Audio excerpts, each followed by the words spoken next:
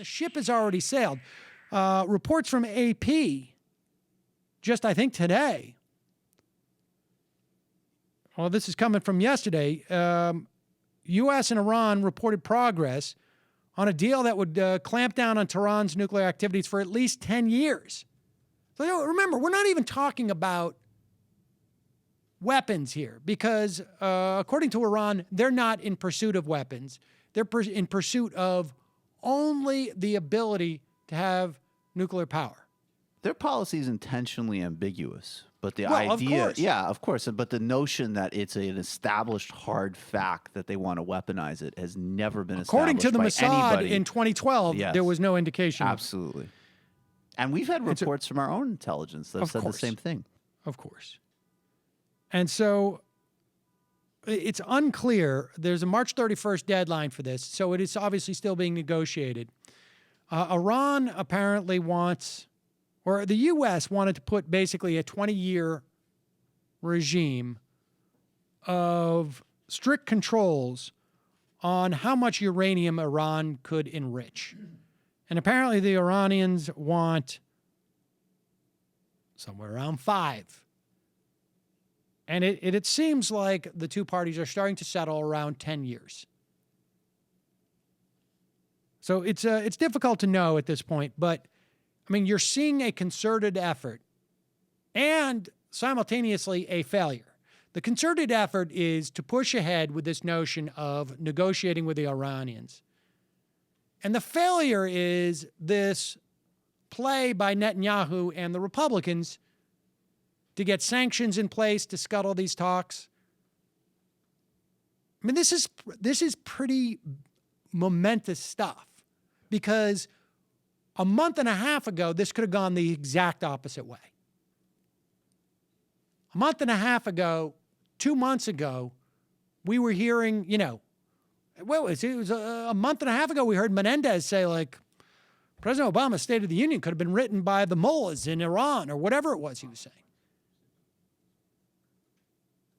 And so this has gone in a completely different direction than what it appeared it could have 2 months ago.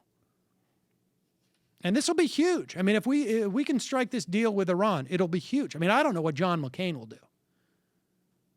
I don't know, commit harikari on the Senate floor or something. I mean, what else is he going to talk about, for God's sakes? It'll be North Korea. Or North Korea, It'll be North Korea. Everything they did to the interview that prevented it from winning its Oscar.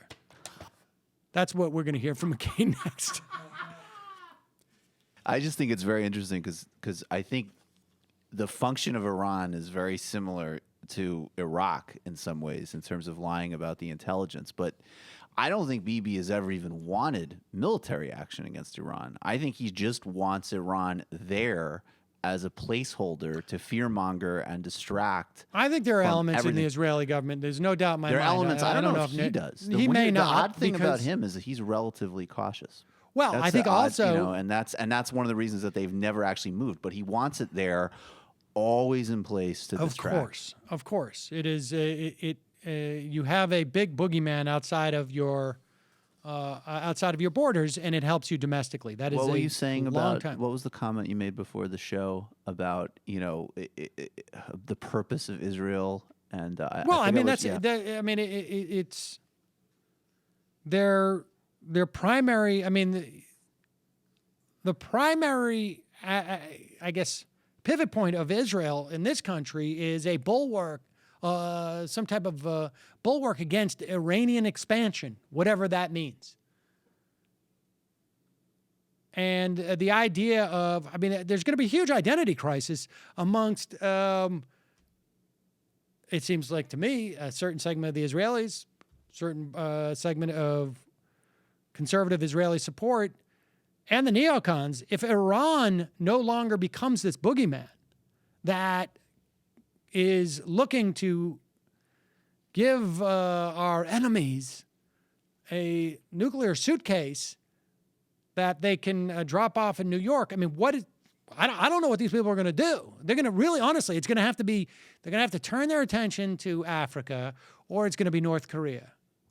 Well, and suddenly we're going to hear about how Al-Shabaab or whatever it is going to be the problem. well, and specifically with these Israelis, it becomes like, okay, so again, back to the Palestinians, back to what you're not doing in that process, and I think that that's why Right. part of why you hear some. The other quick question I have for you is, how does it like? It just I noticed the other day that now when these pictures get released when they're negotiating with the Iranians, and it's very normal to see like Kerry and Zarif shaking hands, talking, you doing normal diplomatic stuff. And I'm wondering particularly for you because you like relations with Iran have not been normal for, at least since the hostage crisis. Is it Right. kind of like is it just normal now or is it still kind of mind-blowing to just watch this shift so quickly, relatively speaking? I just don't think that people are. I don't. I mean, I don't. It feels like it's been coming for 3 or 4 years. It's just. I think what is more surprising to me is just that the salience of you're upsetting BP is just not. Right. It's just not there. So like it was even 2 or 3 years ago. Yes, and right. Exactly. Well, that's part of what he's done, though, is by making himself basically just another Republican politician. Which, if I was an Israeli strategist, I think the biggest I turn, would be enraged. I think the biggest turn, frankly, in terms of this dynamic, is the loss of the sort of liberal, the centrist / left-leaning, supposedly, hawks on Israel. Like, the whole class of people like Peter Beinart, who are no longer sort of flacking, who are protecting that, who are scaring politicians on the nominal left or on the left of the spectrum from having at least some rationality, and I understand we're talking relatively speaking here.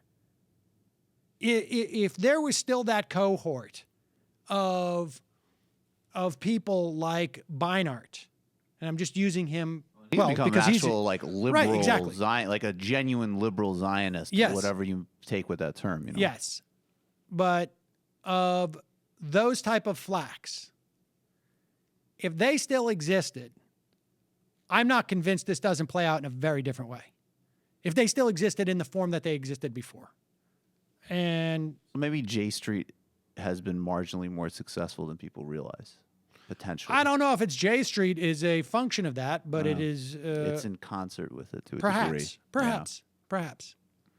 But it is. It's interesting to see. And again, what does John McCain talk about at that point? It's got to be North Korea. We could put bets on it, I guess, right? And then the only other aspect of this, though, of course, is, what does Saudi Arabia do? Because they are short of the Israeli right. Saudi Arabia would be the next biggest player that is really terrified of this type of normalization. And I imagine we're going to see, more funding. I mean, I'm not convinced that their initial funding of ISIS wasn't a function of that. Just to add to it really briefly, I was at this a couple weeks ago. I was at an Iranian council event, and I was talking to some guy who's pretty involved in this sort of thing, and he actually said, from the perspective of what's going on in Washington, he thought the Saudi lobby is a much bigger threat to actually killing this than the Israeli lobby. I He would said imagine. Israeli lobby is much louder, they're much more, but the Saudi lobby and the Saudi hatred of this deal runs much deeper because there isn't a division like between Right. Mossad and That's realists right. and all this. That's right. There's no division. It's uniform. Right. They hate it. They don't There's want no it. element of Saudi society or politics because their politics are relatively uniform, at least on this issue, right? It's just, It's pretty uniform. how much should we oppress our own people? That's the other thing is like the context of how it's uniform is, Right. I mean, because, the king who died, he really was a reformer in that context. Right. And that tells you a lot. Right. So I would imagine the Saudis, and that is a lot more scary in some respects because I'm not convinced that ISIS wasn't, their initial funding of ISIS wasn't a function of that. And they just like, oops, this was just too virulent of Well, they a were strain. funding all of those groups, Right. and so and Nusra is playing Right. exactly the role they want them Right. to play. ISIS just got out of control.